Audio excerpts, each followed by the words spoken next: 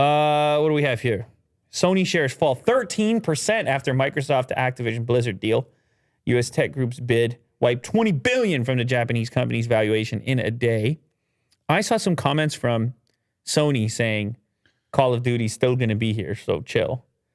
But, I mean... Well, they didn't say it like that. They were like, right? Right, Microsoft? Yeah. Because, I'm guessing they have previous contractual obligations. Anything can happen given enough time. That's true, yeah. I mean, they can negotiate their way back into it more or out of it more or whatever, but it definitely was, enormous news for Microsoft, and of course it had some kind of an impact on Sony. Here's the thing, like so much of gaming revenue now is in the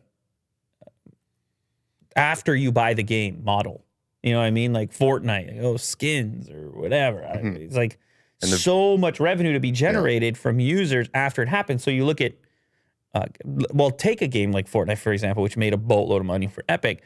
They'll put it anywhere they can because we need users, like the actual software cost. Now, where things get weird is, in this case, Microsoft, when it comes to gaming, they've got this piece of hardware sitting around, and they might not mind selling it, a bunch of them. So, and exclusives do exist, but they exist mostly when it comes to these consoles. Mm-hmm. But I don't know. My gut is that Call of Duty's too big, but I saw all the comments. People said, no, it's going to go exclusive. Listen, I don't know. I'm not inside here. No, I think you're right. I think it's not going to go exclusive, but there will be a point where, if you own an Xbox, you'll probably have some sort of exclusive content. Yeah. We can both agree with that. Skin or there something. Could be advantages for sure. Microsoft's $75 billion bid for Activision-Blizzard. Oh, that's higher than when we talked about it first. Yeah, it went up. 75 now. Overnight news of the deal also triggered a wave of buying across Japan's gaming sector, with shares in Square Enix and Capcom rising more than 3.5%. Everyone's like, oh, they want software companies. Shares in Nintendo and Konami rose as much as 2.5 and 3.25% respectively in Tokyo on Wednesday, as investors bet that some Japanese companies would consider domestic mergers as a defensive measure against a takeover. Yeah. Imagine Sony buying Nintendo. Wow.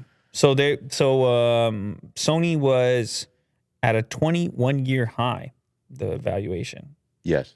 And that dipped. Long-term Sony stockholders said the shares were being punished over knee-jerk fears that the Japanese company had been put under pressure to come up with a big acquisition of its own, either by counterbidding for Activision or seeking out a different target. I don't even know. Who is at the scale of Activision-Blizzard? Like, who do you even approach that would be even a dent of that from a... I would say EA. Jesus. Relax. EA is pretty big.